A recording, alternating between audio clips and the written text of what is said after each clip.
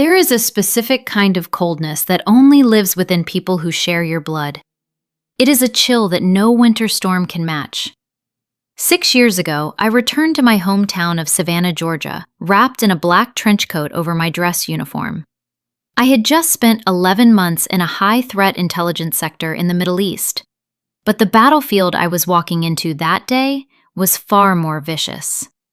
My father, Colonel Arthur Hayes, a decorated hero of the Gulf War, had passed away from sudden illness while I was overseas. Because of operational security, I couldn't even call him to say goodbye.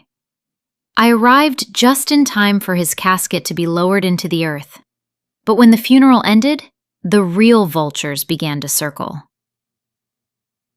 I drove to my father's historic estate, the house I grew up in, the house filled with his books, his military journals, and his memories. But when I unlocked the front door, the house was empty. Not just empty, stripped. The antique furniture was gone. The oil paintings were missing. In the middle of the barren living room stood my older brother David and his greedy wife Vanessa. They were holding cardboard boxes, counting stacks of paperwork. On the mantelpiece were my father's legendary presentation saber, a gift from the Joint Chiefs of Staff used to rest. There was nothing but a layer of dust. "What is the meaning of this, David?" I asked, my voice tight, my hands clenching into fists inside my coat pockets. David didn't even look guilty. He smirked, tossing a document onto the floor at my feet. "It means the gravy train has stopped, Sarah. Father was old and losing his mind at the end. He left everything to me. The house, the land, the investments, all of it." I picked up the paper. It was a revised will, signed just 3 weeks before my father died. The signature was a shaky, pathetic imitation of my father's bold handwriting. It was a forgery. A blatant, disgusting lie. "You forged his name while he was heavily medicated in the hospital," I whispered, the rage burning a hole through my chest. "And where is his saber? Where are his medals?" Vanessa stepped forward, chewing her gum loudly, her eyes flashing with malice. "Oh, those old pieces of scrap metal? We sold the saber to a private collector in Atlanta yesterday. Got $20,000 for it. And the medals are in a pawn shop downtown. Face it, Sarah, you were away playing G.I. Jane, being a government puppet with a badge, while we did the hard work. You don't inherit a single dime. Get your duffel bag and get out of our house." David laughed, walking over to lock my father's empty safe. "Go back to your barracks, little sister. Sleep in the dirt where you belong. You have no power here." I stood in the ruins of my father's legacy, looking at the brother who had stolen from a dead man and the woman who had enabled him. They thought they had won because they had a piece of forged paper and a pocket full of quick cash. They didn't understand that a colonel's daughter doesn't fight with screams. She fights with strategy. I looked at the empty space where my father's sword used to hang. I took a deep, steady breath, letting the anger solidify into pure, freezing concrete. "Enjoy the house, David," I said, my voice barely above a whisper, yet it made Vanessa stop chewing her gum. "Enjoy every single cent of that stolen money, because when the foundation crumbles, I want you to remember this exact afternoon." I turned around and walked out into the rain. I didn't hire a lawyer. I didn't waste time on a broken local court system that David had bought off. I went back to the shadow world, and I waited. Money stolen from the dead is cursed. It never stays in the pockets of fools. David used his newly acquired fortune to launch Hayes Logistics and Security, a private defense contracting firm. He wanted to look like our father. He wanted the prestige of the military world without ever putting his life on the line. For the first few years, he used his political connections in Georgia to secure low-level state contracts. He bought a luxury penthouse. Vanessa draped herself in diamonds, and they lived like royalty on the blood money of Colonel Arthur Hayes. But I wasn't just watching, I was climbing. I transferred out of field intelligence and into the Defense Contract Audit Agency, DCAA, at the Pentagon. It is the most feared acronym in the military-industrial complex. We are the financial executioners. We look at the spreadsheets, the supply lines, and the manufacturing codes of every company that does business with the United States military. I spent 4 years building a fortress of data. I tracked every shell company David created. I monitored every subcontractor he hired. And then, David got greedy. In 2026, David's company bid on a massive $80 million tactical supply contract for the United States European Command. It involved supplying armor plating and tactical gear for troops stationed overseas. To win the bid, David lied about his supply chain, claiming his materials were manufactured in the US, when in reality, he was buying cheap, substandard steel from black market overseas factories to maximize his profit margin. He thought no one would check. He thought the bureaucrats in Washington were lazy. He didn't know that every single page of his $80 million proposal was routed directly to my desk. The turning point happened on a cold Monday morning. An independent ballistic test report landed on my desk. I had secretly ordered a random sampling of the armor plates David's company was preparing to ship to our troops. The results were horrifying. Under standard 7.62 millimeter ballistic pressure, the steel cracked. It didn't just dent, it shattered like glass. If a single soldier wore that armor into a combat zone, they would be dead within seconds. David was willing to sacrifice the lives of American soldiers just to pay for his wife's luxury lifestyle and his penthouse. He had crossed a line that could never be uncrossed. Instead of filing a standard rejection, I initiated a federal fraud investigation. I coordinate with the Criminal Investigation Division, CID, and the Department of Justice. We didn't just want to reject his bid. We wanted to dismantle his entire existence.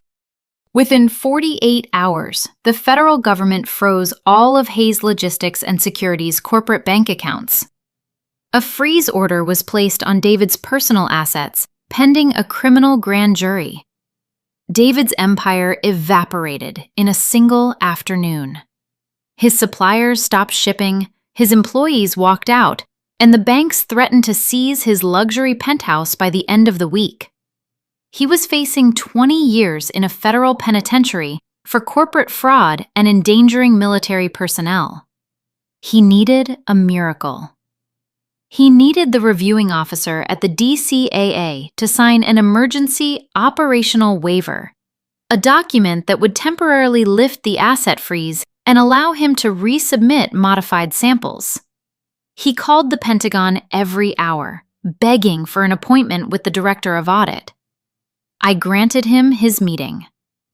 Friday, 1400 hours. David and Vanessa walked into my office at the Pentagon looking like ghosts. The arrogance from 6 years ago was entirely gone. David's expensive suit was wrinkled, his eyes bloodshot, his skin a sickly pale gray. Vanessa was trembling, her hands shaking so violently she couldn't even hold her designer handbag straight. They were escorted into the room by 2 armed military police officers. I sat behind my large oak desk, the American flag standing tall behind me. I didn't look up immediately. I kept them standing in silence for 2 full minutes while I signed a stack of routine memos. The only sound in the room was the scratching of my pen. "Please, Director." David broke the silence, his voice cracking with desperation. "We are facing total ruin. The feds froze everything. If I don't get this waiver signed today, I'm going to prison. My life is over." I slowly capped my pen, leaned back in my chair, and looked up. David froze. His eyes widened into circles of pure, unadulterated terror. He looked at my nameplate on the desk, Major Sarah Hayes. He looked at my uniform, then at my face. Vanessa let out a strangled, breathless squeak, her knees buckling slightly. She had to grab the back of a chair to keep from collapsing. "Sarah," David gasped, his voice dropping to a terrified whisper. You're the director? Oh my God. Sarah, thank God it's you. You have to help me. They're trying to ruin me. We're family, Sarah. Your own brother is going to prison if you don't sign that waiver." I looked at him, my face an emotionless mask of stone. "Family?" I asked, the word tasting like venom on my tongue. That's a strange word coming from a man who forged a dead father's will and kicked his sister out into the snow. Vanessa threw herself across my desk, tears streaming down her face, ruining her expensive makeup. "Sarah, please! We were stupid! We were greedy! We'll give you the house back. We'll give you everything. Just sign the waiver. Don't let them take my home. Don't let them lock David up." "Where is our father's saber, David?" I asked, ignoring Vanessa entirely. My voice was dangerously quiet. David began to sweat through his suit jacket. I don't know. We sold it to a collector in Atlanta. I don't remember his name." I leaned forward, my eyes locking onto his like iron weights. I remember his name, because I tracked him down 3 years ago. I bought my father's sword back with my own savings, and I found his medals in that dusty pawn shop you left them in. I reached behind my chair. From a velvet case, I pulled out Colonel Arthur Hayes's legendary presentation saber. I laid it heavily across the desk, right between us. The polished steel gleamed under the office lights. "This sword belongs to a lineage of honor," I said, my voice echoing off the walls. "It belongs to people who protect soldiers, not people who kill them for profit.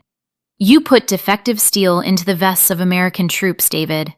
You were willing to let young men and women die so your wife could wear diamonds." David dropped to his knees on the carpet, sobbing openly, clutching the edge of my desk. "Sarah, please. Mercy, I'm begging you. For the sake of our Father's name, give me mercy." "Mercy is for the innocent, David," I replied, my voice as cold as the grave. "In the military, we have a different word for what you did. It's called treason." I didn't sign the waiver. Instead, I picked up my desk phone and dialed a 3-digit extension. "This is Major Hayes," I said clearly. "The targets are in my office. Proceed with the arrest." The double doors burst open. 4 federal agents from the CID stepped into the room, badges displayed. Within seconds, David's arms were forced behind his back, and the steel handcuffs clicked shut around his wrists. Vanessa screamed, clutching his jacket as they dragged him out of the room, her cries echoing down the long Pentagon hallway until the heavy doors slammed shut. 6 months later, David pleaded guilty to major fraud against the United States government and endangering military personnel. He was sentenced to 14 years at a maximum security federal penitentiary. The historic estate in Savannah was seized by the government to pay back his debts. At the public auction, I bought the house back using the legitimate savings from my military career. Today, I am sitting in my father's study. Outside the large glass window, a gentle summer rain is falling over the green lawns of Georgia. On the mantelpiece above the fireplace, my father's presentation saber rests safely in its rightful place, pristine and untouched. David and Vanessa thought that power was something you could forge on a piece of paper. They thought that success was measured by how much you could steal from those who trust you. They were wrong. Power is the ability to stand in the truth. Success is the peace of mind that comes from knowing you never broke your honor. If you are listening to this and your own family has betrayed you, If the people who were supposed to protect you ended up robbing you of your peace and your inheritance, do not lower yourself to their level. Do not fight their dirty wars. Move in silence. Build your fortress. Gather your data. Because justice doesn't always arrive with a loud scream. Sometimes it arrives in a crisp uniform, sitting behind a desk, holding a pen, and delivering the truth in absolute, beautiful silence. I am Major Sarah Hayes, and my father's house is finally at peace.